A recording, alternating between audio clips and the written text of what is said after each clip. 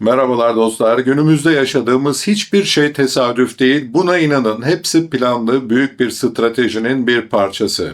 Sadece son dokunuşlara şekil vermiyorlar ve kaosun oluşmasına yardımcı oluyorlar çünkü içinde bulunduğumuz sistem yıkıldı.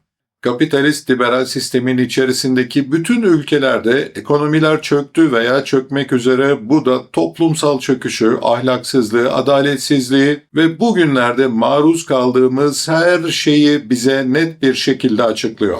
Bunu söyleyen sadece ben değilim. Dünya genelindeki birçok saygın akademisyen ve analizci uzun süredir ısrarla bunu vurguluyor ama Türk halkı ekranlardan ve sosyal medyadan yapay ve suni ve boktan gündemlere maruz bırakılıyor, bu konu üzerine hiç kafa yorulmuyor. Bakın, bu yılın başında çok önemli bir rapor yayınlandı ve medyamızda bir satır bile yer bulamadı. Bu videoda jeopolitik risk danışmanlığı firması olan Eurasya Group'un kurucusu Ayn Bremmer'ın her yılın başında dünyanın en büyük risklerini sıraladığı bir raporunu inceleyip yakın gelecekte de bizi nelerin beklediğini görüp birlikte analiz edeceğiz.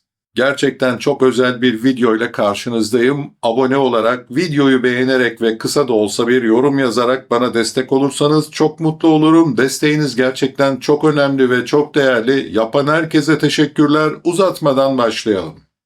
2026 raporu Ocak ayında yazıldığı halde geçtiğimiz günlerde yani Nisan'ın başında gözlerimizin önünde gerçekleşen olaylarla neredeyse birebir örtüşüyor.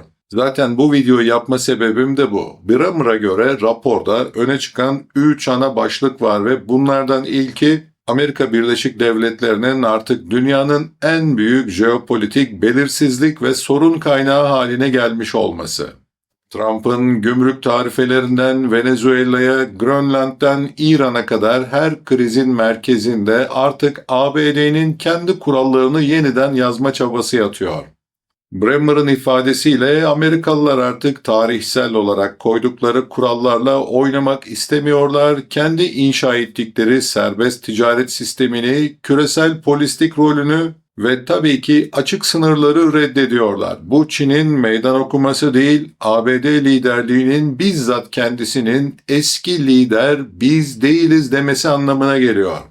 Bu değişimin etkisi o kadar büyük ki dostlar, küresel ekonominin, güvenliğin ve siyasetin bütün dinamikleri şu anda bu dönüşüm tarafından yönlendiriliyor ve şekillendiriliyor.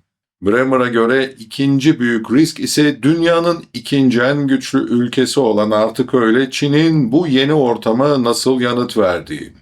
Raporda aşırı güç olarak tanımlanan bu dinamik Çin'in küresel enerji ve teknoloji alanında 10 yıllardır sürdürdüğü uzun vadeli başarılı stratejiyi anlatıyor.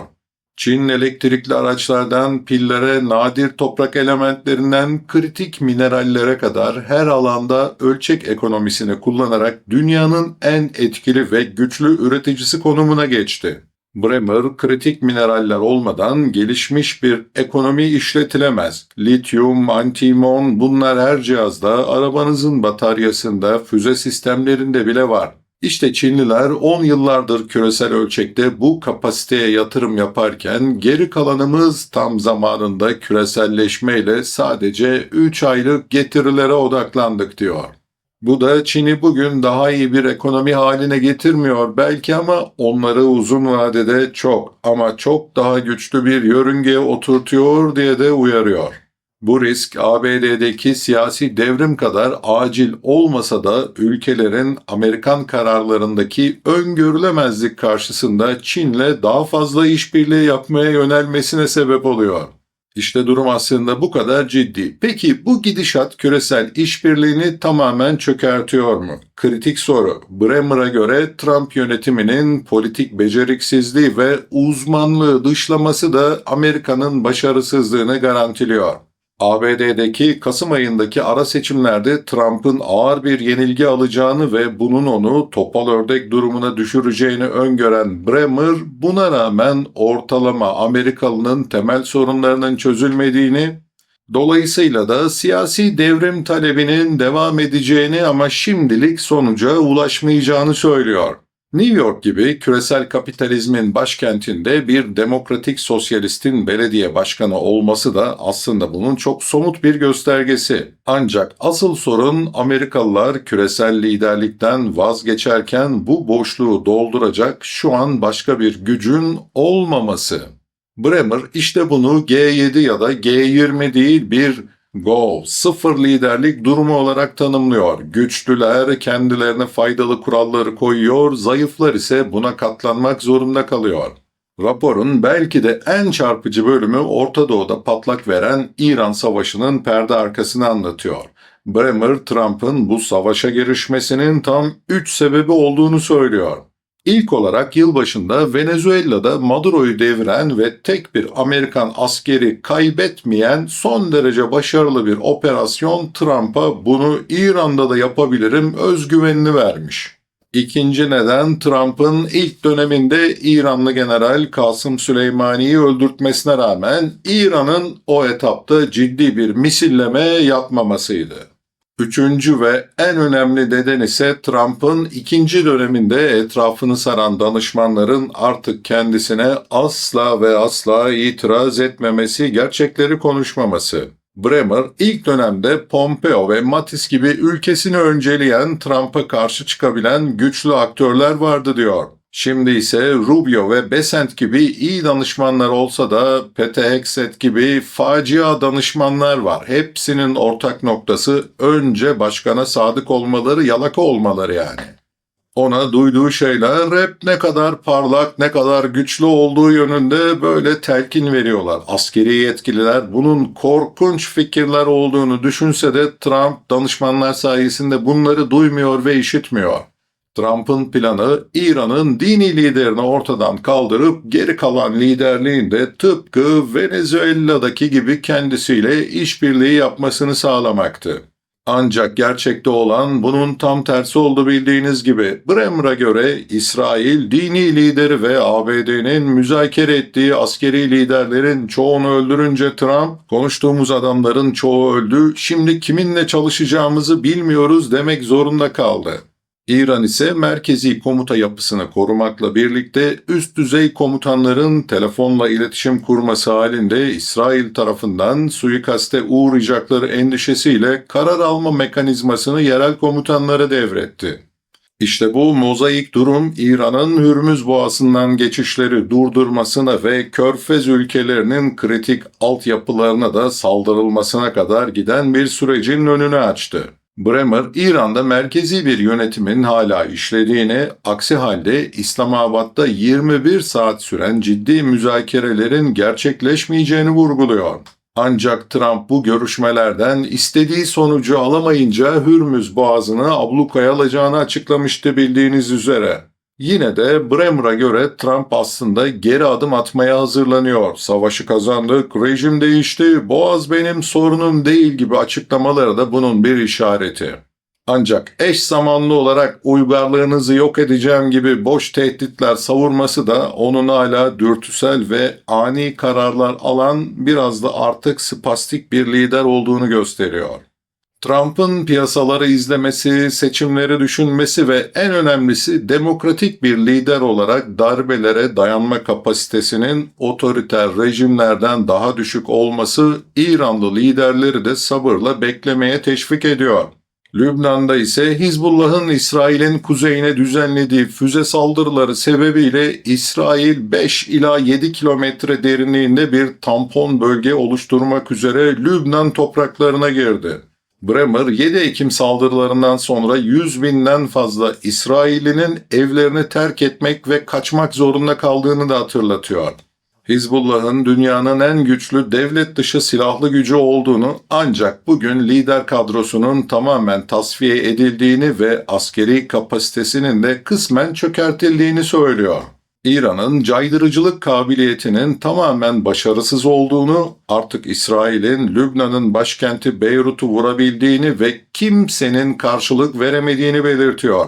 Tüm bunlar kaosun önlenebilir olup olmadığı sorusuna da Bremer, Orta Doğu'nun temelinde iki yapısal sorun olduğunu söyleyerek yaklaşıyor. Birincisi İran'ın kendi halkına baskı uygulayan, İsrail'in varlık hakkını tanımayan, tabii ki öyle olacak, ve bölgedeki devrimci aktörlere silah ve para gönderen bir rejim olması. İkincisi ise İsrail'in artık tüm düşmanlarına istediği gibi saldırabilmesi ve buna kimsenin engel olmaması, bunun yasaklanmaması. Yine de bölgede olumlu gelişmeler de yok değil. Esad rejiminin düşmesiyle Suriye'nin temsili bir hükümete kavuşma ihtimali artık belirdi. Suudi Arabistan ve Birleşik Arap Emirlikleri'nin de kadınları ekonomiye dahil eden dönüşüm politikaları ve tabii ki 35 milyon insanı da kapsayan yeni reformları bunlar arasında. Ancak ve ancak aynı zamanda bölgede iki farklı blok şekilleniyor. Birincisi Birleşik Arap Emirlikleri, İsrail, ABD ve Hindistan'ın oluşturduğu teknoloji ve güvenliği eksenli blok. Diğeri ise Suudi Arabistan, Pakistan, Türkiye ve Mısır'ın oluşturduğu bölgesel savunma dörtlüsü.